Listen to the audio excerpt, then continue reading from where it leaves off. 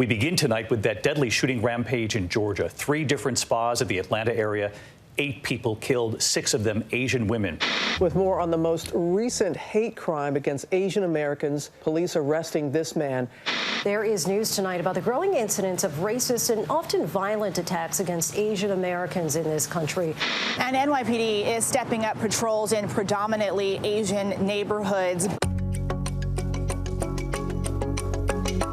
And welcome back, everybody, to our generation conversation. You know, recent hate-filled attacks on Asian Americans have really unveiled a generational split in our community, with young, first-time activists feeling at times maybe silenced, stymied by their own parents, by their elders, about how to confront and stand up to hate. But as the attacks seem to escalate, we have to talk about it, we have to report on it, but not everyone agrees that that's the right course of action. So let's dive into this part of the conversation. All of these calls for change are growing as Asian Americans, kind of uncharacteristically perhaps, take to the streets to condemn the attacks, refusing to stay in the shadows any longer.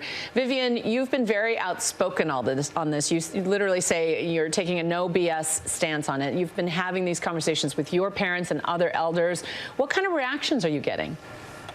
I remember when this first started getting a lot of attention, I was wearing a shirt with the Sandra Oh quote, "It's an honor just to be Asian." My mom saw that and she freaked out. She said, "Don't wear that shirt. You're going to get beat up." And, you know, it was so sweet, but, you know, it's not the shirt or the Asian pride that's going to get me beat up. It's my face. It's the skin you gave me. You know, and it's that kind of, you know, a generational gap, right? You know, it's kind of don't do that. Don't keep your head down. But it's not.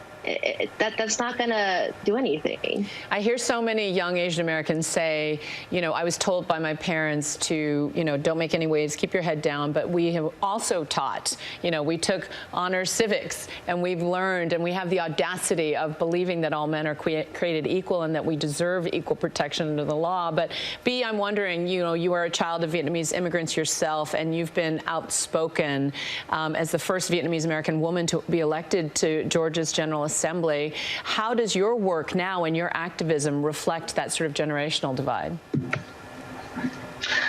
Yeah, like many Asian Americans, my parents wanted me to keep my head down, not get into any trouble, and really focus on education as a way of getting out of poverty. And they, you know, they suffered from a lot of post-traumatic stress syndrome from what they experienced in their own country and their migration story and the things that happened to them in Vietnam.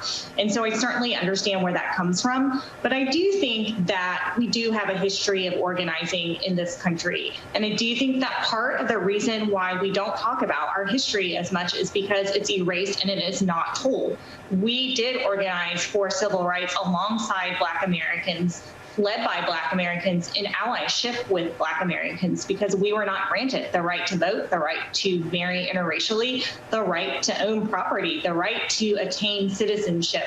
And part of why we don't have these generations of Asian people in this country where we're passing down these stories through families is because we're such a diverse group of people. We're not a monolith. Our migration stories are very different from each other. And there was disruption in the way that people arrived. We put in an Exclusion Act in this country that lasted for a really long time. So the opportunities to build that sort of multi-generational families in America, where we remember the stories of the Chinese rail workers and those who are incarcerated in Japanese incarceration camps, those don't have the same types of longevity, and it's not told in our schools. And there's so few of us just from a population number that it is harder to uplift all of that history. And you mentioned the Chinese Exclusion Act, which barred, you know, Asian Americans from citizenship and was so damaging to generational wealth building in that way. But I only recently learned that Frederick Douglass, the famed African-American scholar, spoke out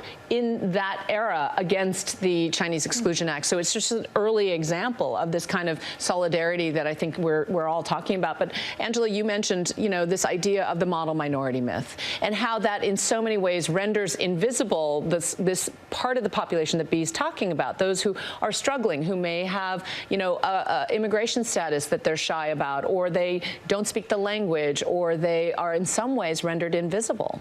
Right. So the model minority myth, I think, can be a screen against all these problems. So it's like, nothing to look at here. This group is doing great.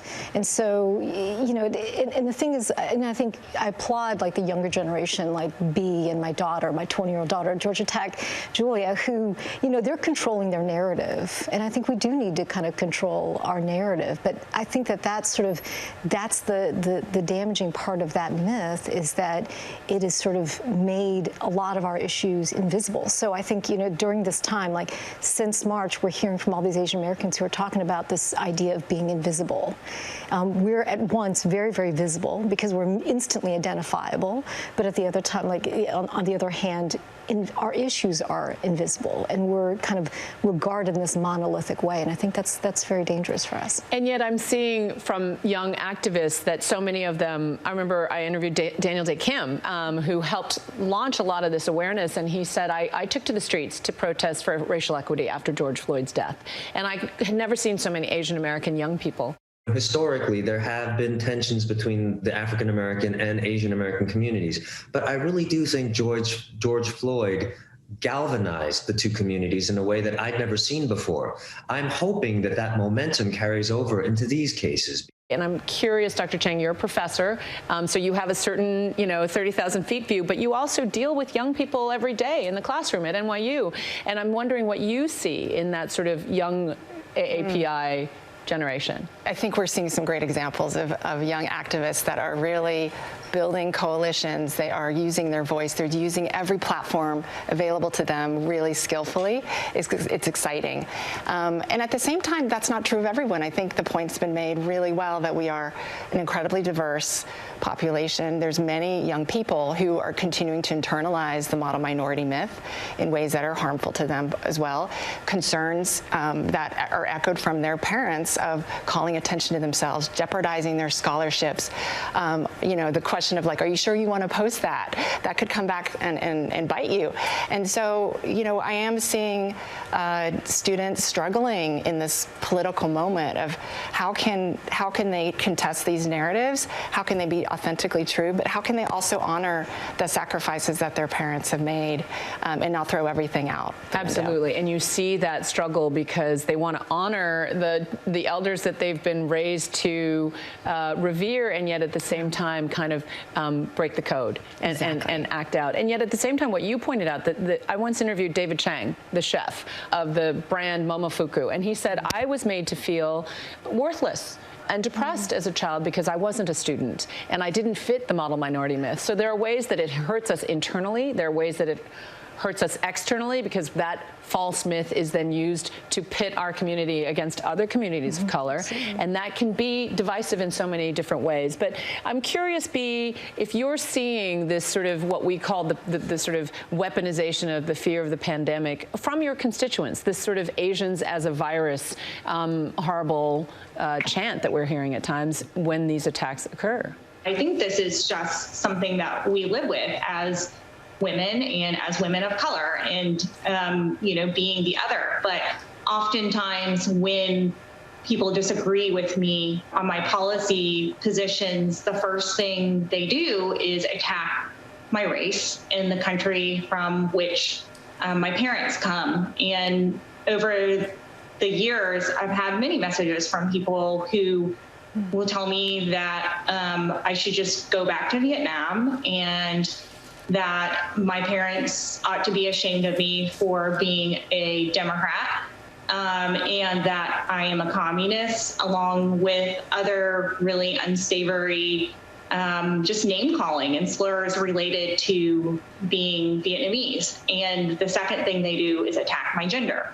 And so, I think that has been inherent with being a public figure. And I think probably many of the women on this panel have experienced the same thing. I do think that the attacks online against women of color, women in general broadly, but also women of color, is a phenomena that we see far too much. We have to take a short break, but when we come back, B, I want to ask you the question about get out the vote movements, especially in Georgia, and how all of this is impacting it. And also, Vivian, you recently wrote that you came out as Asian recently, and I want to hear your answer when we come back.